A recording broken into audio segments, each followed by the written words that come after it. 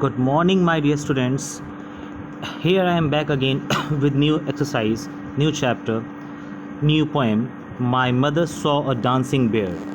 So here it's kind of a messaging poem. It will give you a message, and what message is it gonna convey? The message is how insensitive are we when we train animals to entertain us. ये एक ऐसा message देने वाला है कि हम लोग कितने ज़्यादा इंसेंसिटिव हैं जब हम एनिमल्स को ट्रेन करते हैं अपने आप को खुद को इंटरटेन करने के लिए।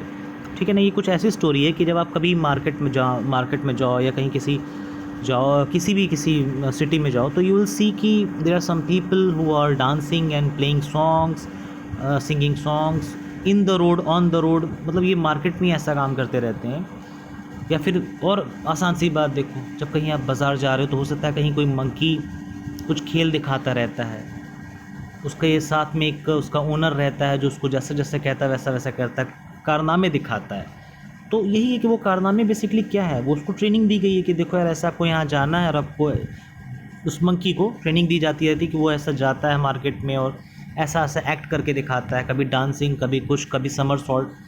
ऐसा होता है कि नहीं होता? आप लोग कभी ना कहीं देखे होंगे।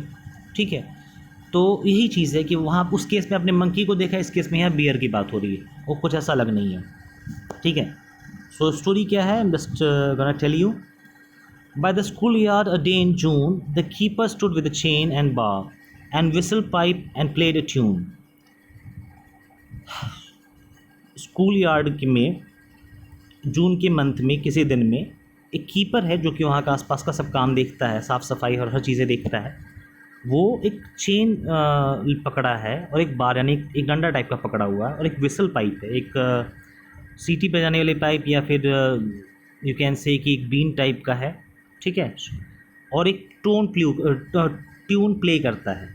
तो the bruin lifted up its head and lifted up its dusty feet and all the children laughed to see it caper in the summer heat.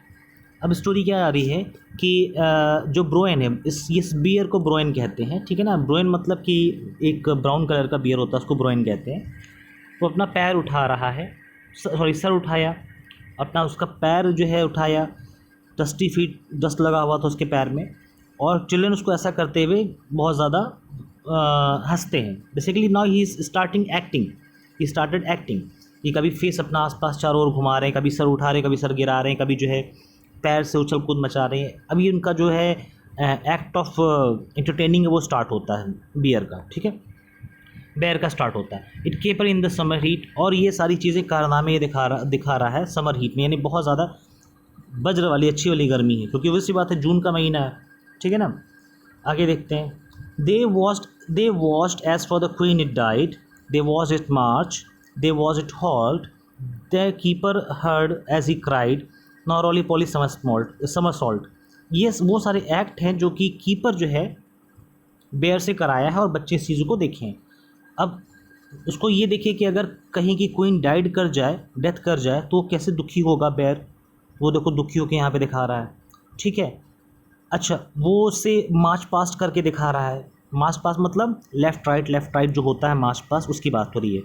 ठीक है, जो आर्मी वाले जब चलते हैं तो मार्च करते हैं ना, लेफ़्ट राइट, पहले लेफ़्ट पर एक साथ जाता है फिर राइट पर एक साथ जाता है, मार्चिंग की बात हो रही है। ठीक है, ये मंथ वाला मार्च नहीं है, मार्च पास्ट वाला मार्च है जो पीटी में होता है। दे वॉच्ड इट हॉल्ट, फिर उसे खड़े हुए भी देखते हैं, रुकते हुए भी देखते हैं, नहीं उसको रोते हुए भी, दुखी होते हुए भी देखते हैं, उसे मार्च पास्ट करते हुए देखते हैं, उसे हॉल्ट करते हुए भी देखते हैं, उसे रोते हुए भी देखते हैं। मतलब रोता है, एक्टिंग करता है। ठीक है, फिर उसको जो है जो उसका आदमी है वो कहता है कि रॉली पॉली, इसको रॉली पॉली बुलाता है प्यार से, रॉली पॉली अब समर सॉल्ट करो, यानी जो समर सॉल्ट होता है उसको करो, इसका लइया करना। ठीक है, and then my mother said there came the keeper with the begging cup. और फिर उसके बाद क्या होता है उस जगह पे, बिकॉज उसकी मम्मी ही देखी रहती है, फिर मम्मी बताती है कि अब जो कीपर है वो एक बेगिंग कप लिया रहता है, यानी जिसमें कि वो कुछ ना कुछ पैसे कलेक्ट करता है। ठीक है, the bear with burning coat of shaming the laughter to a stop. They paid a penny for the dance, but what they saw was not the show, only in Bruin's aching eyes, far distant forest and the snow. ये देखो बहुत ज़्यादा अच्छी बात कही गई students, इसको समझने वाली बात है ये। देखो ये समझने वाली बात क्या है कि जो the keeper with the begging cup, the bear with burning coat of fur. अब जो है बेयर क्या रखा है, मतलब बिल्कुल थक चुका है, कोट ऑफ फर, भाई फर का तो बना ही होता है, फर ही तो होता है उसका, तो बर्निंग कोट ऑफ फर है। Shaming the laughter to a stop. अब जो उसका जो भी कुछ हंसी थी, जो वहाँ पे हंसी चल रही थी, जो लोग इन्जॉय कर रहे थे, उससे उसमें स्टॉप हो जाता है, एक रुकावट आ जाती है। और लोग उसको कुछ ना कुछ पेनी देते हैं डांस का, कुछ ना कुछ पैसे देते हैं डांस करने का। But what they saw was not the show, but जो वो देखे वो शो नहीं था। Only in bruin's aching eyes, far distant forest and the snow. But basically वो शो नहीं देखे, जो देखे वो शो नहीं था, वो एक्चुअली में उस ब्रोइन जो बैर था उसकी आँखों में एक दर्द था।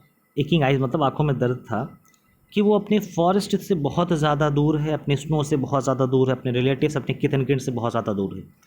तो that message the story wants to give कि वी कैन नेवर एफर्ड कि हम कभी भी किसी एनिमल को एंटरटेनमेंट पर्पज़ के लिए यूज़ करें टू अर्न मनी। यही मैसेज है, ठीक है, यही मैसेज। वो स्टार्टिंग की लाइन यही थी ना, how insensitive are we when we train animals to entertain us. Clear? So the writer of this poem is Charles Causley. So ये मैं पूछूंगा कि चार्ल्स कॉस्टली किस पोएम के राइटर हैं, तो आपको आंसर देना होगा my mother saw dancing bear. ठीक है। सो स्टूडेंट्स, इसके बाद आपको क्वेश्चंस को अटेम्प्ट करना है, छोटा सा है, 4 क्वेश्चन है, अटेम्प्ट करके मेरे को इसका आंसर आप भेज देना, ठीक है ना। कुछ डाउट होगा प्लीज़ मेरे से पूछ लेना। Thanks student, that's all for the day.